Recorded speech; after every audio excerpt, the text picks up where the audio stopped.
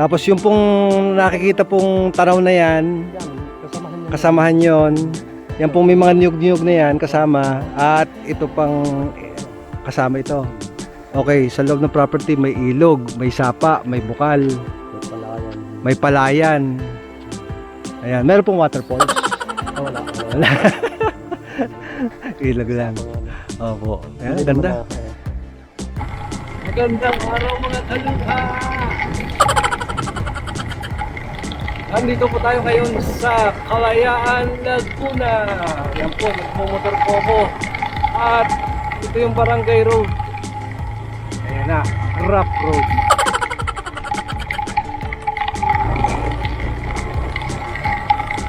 At ayun nga po mga kalupa, nandito po tayo ngayon sa Kalayaan, Laguna. At ito po ang Barangay Road. Meron pong sementado, meron pong rough road. At ito pong Barangay Road po ay malawak ang kanyang yung lapad ng kalsada. Nasa mga 5 to 6 meters po ang lapad ng Barangay Road na ito.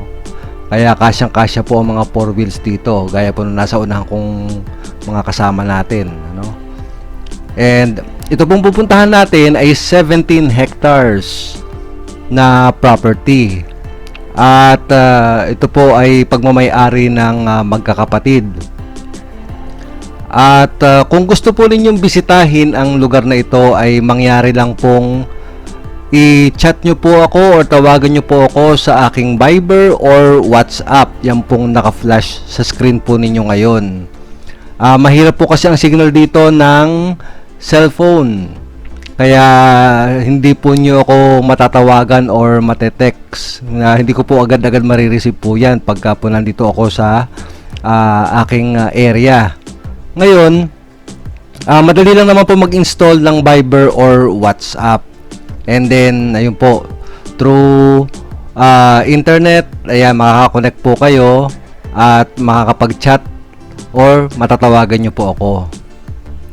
And ito nga po, pinupuntahan po natin ngayon ay isang titled property po ito. At tingnan naman po ninyo, napakaganda ng view, ano?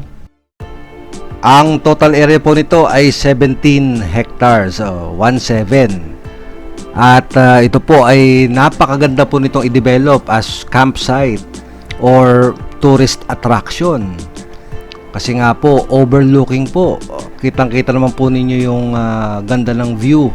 Kita po yung mga bundok-bundok, ano po. 17 hectares po ito? Oo. Titulado po? Oo, titulado. Tapos isa lang po may-ari? Oo, yun lang ang ginagawa. Yan po nakikita, yan po yung Meron. 17 hektarya. Opo. Okay po. Grabe, ang ganda rito. Ang ganyan. Oo. May palayan po yan dito. May palayan pa. Oo. Ilog po din yung sa lugar nila. May ilog po. Sa loob po ng property yung ilog. Oo, nandiyan pa sa property. Okay, dumadaan sa property. Galing, ganda. So, 17 hectares. Yan. Mga niyugan. At kung ano pa mga puno. Pero syempre, karamihan niyog. Ang kagandahan dito, may ilog sa loob ng property. Sa loob ng property dumadaan yung ilog. Ganda.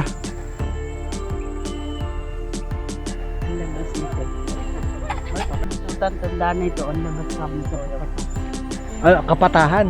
Papatahan Papatahan. at papuntang Balat Kahoy. Oo, yun po. Yan. Yun po sakop na ng Paite. Ang Balat Kahoy, sakop ng San Antonio. Ang Paite, ay ang Papatahan, sakop ng Paite. Pero sa pa rin ng kalayaan ng baryo ng Papatahan. Opo. At kung nakapag-maneuver na yata doon, may Tapos may caretaker po itong yan lupang ang ito. maganda rin kausapin po. Opo. So ito pong right side.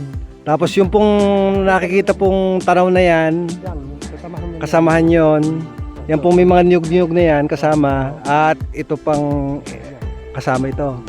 Okay, sa loob ng property may ilog, may sapa, may bukal, may palayan.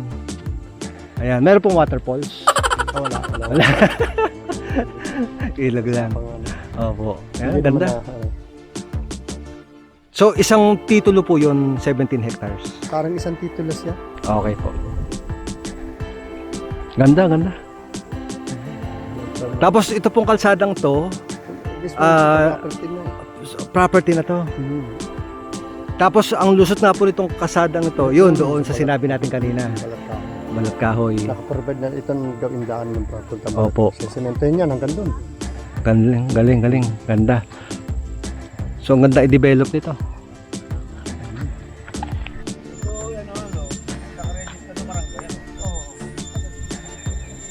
Yan. So yung pong kuryente nito provided ng barangay.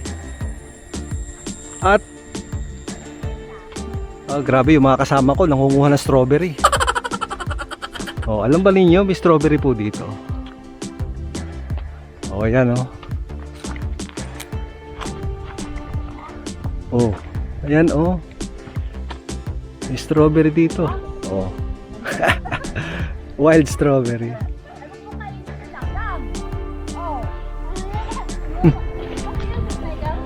Ano yung pinagkakaguluhan nyo dyan? Ano yan? Strawberry? Strawberry. Oh? White. Wild strawberry. Sarap. Wag lang yung hilaw at maasim.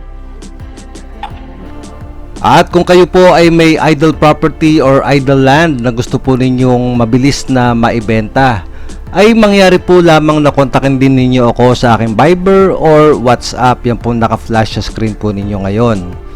Mag-schedule po tayo, papunta po doon sa property, kunan po natin ng video, gaya po ng ginagawa ko po dito.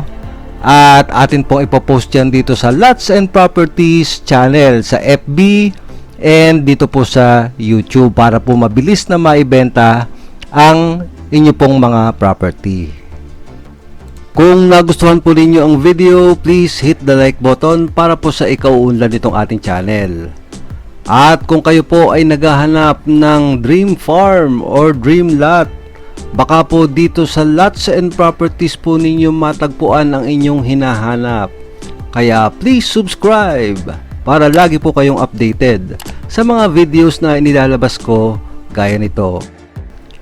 Ayan, kita naman po ninyo, ang ganda naman po ng kalsada dito sa areang ito. May mga ilang parte lang po na rough road. Kaya yun po, yun ang next project siguro po nitong barangay na to, na lahat po ito ay maging sementado na.